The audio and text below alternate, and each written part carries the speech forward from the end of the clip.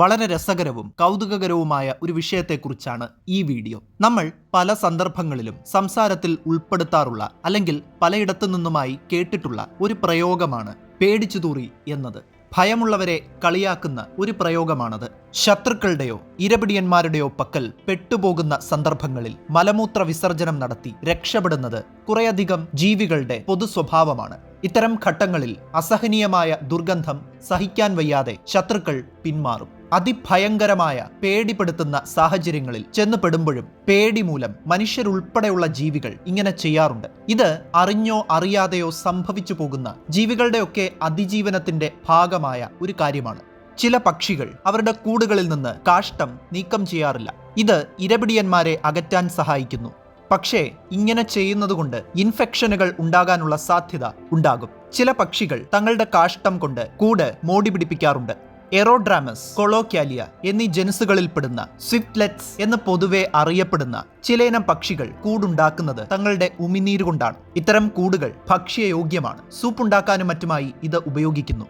ക്രൈസോമിലിഡ് വിഭാഗത്തിൽപ്പെടുന്ന tortoise Beatles അഥവാ ആമവണ്ടിനെ പോലെയുള്ള ചിലയിനം വണ്ടുകളുടെ ലാർവകൾ അവരുടെ വിസർജ്യത്തെ ഒരു പരിച പോലെ ഉപയോഗിക്കുന്നു. ഇത്തരം ലാർവകൾ പ്രധാനമായും തിന്നുന്നത് സസ്യങ്ങളെയാണ്. സസ്യങ്ങളെ ആഹാരമാക്കിയതിനു ശേഷം ഇവർ വിസർജിക്കുന്നു. ആ വിസർജ്യം കളയാതെ ശരീരത്തിന്റെ പിറകിലായി ഇവർ കൂട്ടിവെക്കുന്നു. ഈ വിസർജ്യത്തിൽ സസ്യങ്ങളിൽ നിന്നുള്ള ആൽക്കലോയിഡ്സ്, സാപ്പോണിൻസ് പോലെയുള്ള ഹാനികരമായ പദാർത്ഥങ്ങൾ ഉണ്ടാകും. ഉറുമ്പുകളെയും പക്ഷികളെയും പോലെയുള്ള ഇരപിടിയന്മാർ ഇവരെ തൊടാൻ മടിക്കും. ഫീക്കൽ ഷീൽഡ്സ് എന്നാണ് ഇത് അറിയപ്പെടുന്നത്. ചില ജീവികൾ തന്റെ ശത്രുക്കളെയും ഇരപിടിയന്മാരെയും തുരത്താനായി മലമൂത്ര വിസർജനം നടത്തുമ്പോൾ ചിലരാകട്ടെ വിസർജ്യത്തിൻ്റെതിന് സമാനമായ രൂക്ഷഗന്ധമുള്ള ചില സ്രവങ്ങൾ ചുരത്തി തങ്ങളുടെ എതിരാളികളെ നേരിടുന്നു. പ്രധാനമായും കാനഡ പോലെയുള്ള അമേരിക്കൻ പ്രദേശങ്ങളിൽ കണ്ടുവരുന്ന സ്കങ്ക് എന്നു പേരുള്ള ഒരു ജീവിയുണ്ട്. മെഫിറ്റിഡെ എന്ന കുടുംബത്തിൽപ്പെടുന്ന ഈ ആശാനെ തൊട്ടവർ വിവരമറിയും. ഈ ജീവിയുടെ ശരീരത്തിന്റെ പിറകുവശത്ത് ഒരു ഗ്രന്ഥിയുണ്ട്. അതിൽ ഒരുതരം സ്രവം ഉൽപ്പാദിപ്പിക്കപ്പെടുന്നുണ്ട്. വെറുമൊരു സ്രവമല്ല അത്, നല്ല ദുർഗന്ധമുള്ള ഒരു സ്രവമാണത്. ഏതെങ്കിലും തരത്തിൽ സ്കങ്ക് ആശാനെ ബുദ്ധിമുട്ടിച്ചാൽ മൂപ്പർ ഈ സ്രവം അങ്ങോട്ട് ചീറ്റും. പിന്നെ മൂക്കും പൊത്തി ഓടലെ നിവർത്തിയുള്ളൂ. സൾഫർ അടങ്ങിയിട്ടുള്ള ഓർഗാനോ സൾഫർ മെറ്റബോളൈറ്റ്സ് ആണ് ഈ സ്രവത്തിലുള്ളത്. മുട്ടയൊക്കെ ചീയുമ്പോഴുള്ള ഒരു നാറ്റമില്ലേ, അത് ഹൈഡ്രജൻ സൾഫൈഡ് എന്ന രാസവസ്തു കാരണമാണ് ഉണ്ടാകുന്നത്. പൊതുവെ സൾഫർ ചേർന്നിട്ടുള്ള ഹൈഡ്രജൻ സൾഫൈഡ്, ബീറ്റാ മെർക്യാപ്റ്റോ എത്തനോൾ എന്നിങ്ങനെയുള്ള രാസവസ്തുക്കൾക്ക് ഒടുക്കത്തെ നാറ്റമാണ്. എപ്പിസ് സെറാന എന്നൊരിനം തേനീച്ചയുണ്ട്. അവരുടെ പ്രധാനപ്പെട്ട ശത്രുക്കളെന്ന് പറയുന്നത് ചില കടന്നലുകളാണ്. ഇത്തരം കടന്നലുകൾ തേനീച്ച കോളനിയിൽ കയറിപ്പറ്റി തേനീച്ചകളെ കൊന്നു തിന്നും. ചില കടന്നലുകളാകട്ടെ തേനീച്ചകളുടെ ശരീരത്തിലാണ് മുട്ടകൾ ഇടുന്നത്. ഈ മുട്ടകൾ വിരിഞ്ഞ് കടന്നൽ കുഞ്ഞുങ്ങൾ പുറത്തു വരുന്നതോടെ തേനീച്ചകൾ വടിയാകും. ഈ കടന്നലുകളെ തുരത്താൻ തേനീച്ചകൾ എന്താണ് ചെയ്യുന്നതെന്നറിയാമോ? കടന്നലുകളെ തുരത്താനായി മൃഗങ്ങളുടെ രൂക്ഷഗന്ധമുള്ള വിസർജ്യങ്ങൾ ശേഖരിച്ച് ഇവർ തങ്ങളുടെ കൂടിന്റെ വാതിലിനു ചുറ്റും കൊണ്ടുവയ്ക്കും. അതായത് കാട് തോറും പറന്നു നടന്ന് തേൻ മാത്രമല്ല മൃഗങ്ങളുടെ അപ്പിയും ശേഖരിക്കും ഇവർ. മനുഷ്യരെ കൂടാതെ വസ്തുക്കളെ തനിക്ക് വേണ്ട രീതിയിൽ ഉപകരണങ്ങളായി ഉപയോഗിക്കാനുള്ള കഴിവ് ചില ജീവികൾക്കും ഉണ്ടെന്ന് ഇത് തെളിയിക്കുന്നു. ചാണകവണ്ടുകളെ കണ്ടിട്ടില്ലേ? മൃഗങ്ങളുടെ വിസർജ്യങ്ങൾ ഉരുള ഉരുട്ടി കൊണ്ടുപോകുന്ന വണ്ടുകളാണ് അവ. കുതിരകളുടെയും മറ്റ് കന്നുകാലികളുടെയും ചാണകമാണ് ഇവർ പ്രധാനമായും ഇത്തരത്തിൽ ഉരുള ഉരുട്ടി കൊണ്ടുപോകുന്നത്. അതുകൊണ്ട് ഡങ് ബീറ്റിൽസ് എന്ന് ഇവരെ വിളിക്കുന്നു. ലോകത്തൊട്ടാകെ 8000-ൽ കൂടുതൽ ഡങ് ബീറ്റിലുകൾ ഉണ്ട്. സ്കെരാബിഡെ, ജിയോട്രൂപ്പിഡെ എന്നീ കുടുംബങ്ങളിൽപ്പെടുന്ന വണ്ടുകളാണ് ഇവർ. ഭക്ഷണ ആവശ്യത്തിനും മുട്ടകളിടാനുമൊക്കെയാണ് ഇവരിങ്ങനെ ചാണകവും ഉരുളകളാക്കി പോകുന്നത്. ഇത്തരം ചാണക ഉരുളകളുടെ ഉള്ളിൽ ഇവർ മുട്ടകളിടുന്നു. അതിനകത്ത് വെച്ച് മുട്ടകൾ വിരിഞ്ഞ് ലാർവകൾ പുറത്തു വരികയും അവരുടെ ഉരുണ്ട ചാണകക്കൂട് തിന്നു വലിപ്പം വെച്ച് വമ്പന്മാരായി വണ്ടുകളായി മാറുകയും ചെയ്യും. മാർജാര വംശത്തിൽപ്പെടുന്ന പൂച്ചകളെയും പുലികളെയും സിംഹത്തെയും പോലെയുള്ള ചില ജീവികൾ തങ്ങളുടെ വാസസ്ഥലത്തിന്റെ അതിർത്തി നിർണ്ണയിക്കാൻ മലമൂത്ര വിസർജനം നടത്താറുണ്ട്.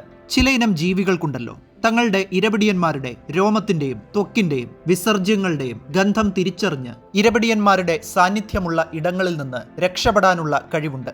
ഭയം അല്ലെങ്കിൽ പേടി എന്ന് പറയുന്നത് ശരിക്കും മനുഷ്യരുടെ നിലനിൽപ്പിനാവശ്യമായ ഒരു ഇമോഷൻ അഥവാ വികാരമാണ്. ഒന്നിനെയും തീരെ ഭയമില്ലാത്ത അവസ്ഥയെ ശരിക്കും പേടിക്കണം. നമ്മുടെ ശരീരത്തിനെയും സുരക്ഷയെയും നിലനിൽപ്പിനെയും അതിജീവനത്തിനെയും സാരമായി ബാധിക്കുന്ന ഏതൊരു കാര്യത്തോടും നമുക്ക് ഭയം തോന്നും. ഇത് സ്വാഭാവികമായ ഒരു കാര്യമാണ്. ഒരിക്കൽ ചൂടുവെള്ളത്തിൽ വീണ പൂച്ച രണ്ടാമതൊരിക്കൽ കൂടി അത് ചെയ്യാനുള്ള സാധ്യതയില്ല, അല്ലേ?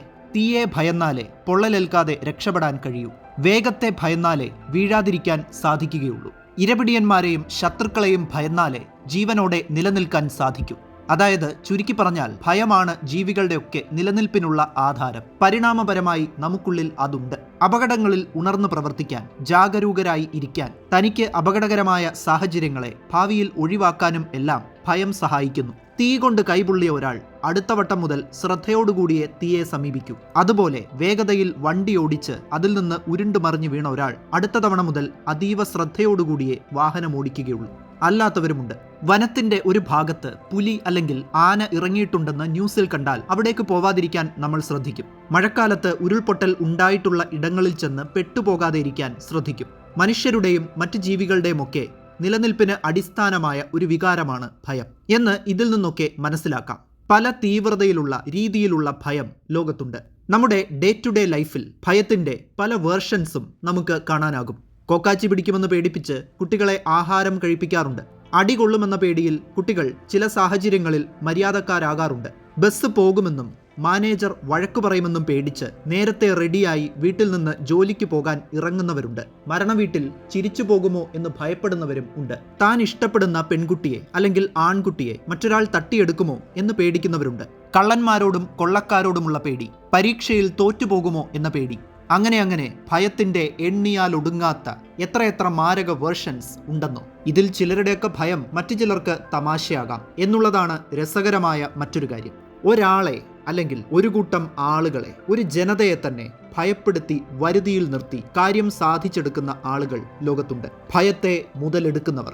പണത്തിനൊപ്പം ഭയം വിതയ്ക്കാനുള്ള കഴിവും കൂടി ചേർത്തുകൊണ്ട് അവർ ആളുകളെ കോമാളികളാക്കുന്നു, കഴുതകളാക്കുന്നു. അമിതമായ ഭയം അതൊട്ടും തന്നെ നല്ലതല്ല. ആത്മവിശ്വാസമില്ലായ്മയ്ക്ക് ഏറ്റവും പ്രധാനപ്പെട്ട ഒരു കാരണം അത് ഭയമാണ്. ആളുകളെ അഭിമുഖീകരിക്കാനും ഒരു കാര്യം നേടിയെടുക്കാനും ഭയം തോന്നിത്തുടങ്ങിയാൽ അത് അത്ര നല്ലതല്ല. ഭയം വെടിഞ്ഞ് ധൈര്യത്തോടെ നേരിടേണ്ടുന്ന ചില സാഹചര്യങ്ങൾ ഉണ്ട്. അവിടെയൊക്കെ പേടി ഒരു വെല്ലുവിളി തന്നെയാണ്. ഭയം പോലെ തന്നെയുള്ള മറ്റൊരു വികാരമാണ് ആങ്സൈറ്റി അഥവാ ഉത്കണ്ഠ. ഭയത്തിന്റെ ഒരു വേർഷനായി ഇതിനെ പറയാം. ഭയത്തിന്റെ മറ്റൊരു വെർഷനാണ് ഫോബിയകൾ. പല ജീവികളോടും പല വസ്തുക്കളോടും പല സാഹചര്യങ്ങളോടും അവസ്ഥകളോടുമൊക്കെ ചിലർക്ക് ഫോബിയ തോന്നാം. അതിതീവ്രമായ ഭയമെന്ന് ഫോബിയയെ വിളിക്കാം. ഫോബിയ ഉള്ള ആളുകൾ അതിന് കാരണമായ വസ്തുക്കളെയോ സന്ദർഭങ്ങളെയോ വ്യക്തികളെയോ സാഹചര്യത്തെയോ ഒക്കെ ഒഴിവാക്കാൻ ശ്രമിക്കും. ചില ഫോബിയകൾക്ക് ഉദാഹരണങ്ങൾ നോക്കാം. എട്ടുകാലികളോടുള്ള ഫോബിയയാണ് അരാക്നോഫോബിയ. ഉയരത്തോടുള്ള ഫോബിയയാണ് അക്രോഫോബിയ. ഇടുങ്ങിയ സ്ഥലങ്ങളോടുള്ള ഫോബിയയാണ് ക്ലോസ്ട്രോഫോബിയ. കുളിക്കുന്നതിനോടുള്ള ഫോബിയയാണ് അബ്ലൂട്ടോഫോബിയ. രാത്രിയോടോ ഇരുട്ടിനോടോ ഉള്ള ഫോബിയയാണ് നിക്റ്റോഫോബിയ. രക്തം കണ്ടാൽ തലകറങ്ങുകയും അതിനോട് ഫോബിയ തോന്നുകയും ചെയ്യുന്നതിനെ ഹീമോഫോബിയ എന്ന് വിളിക്കുന്നു. അങ്ങനെ നിരവധി ഫോബിയകൾ ഉണ്ട്. നമ്മളിൽ ഭൂരിഭാഗം മനുഷ്യർക്കും ഭയം ഒരു എന്റർടൈൻമെന്റ് എന്ന നിലയിൽ ഇഷ്ടമുള്ള കാര്യമാണ്. അതുകൊണ്ടാണ് നമ്മൾ ഹൊറർ സിനിമകളും സീരീസുകളും ഡോക്യുമെന്ററികളും ഇരുന്ന് കാണുന്നത്.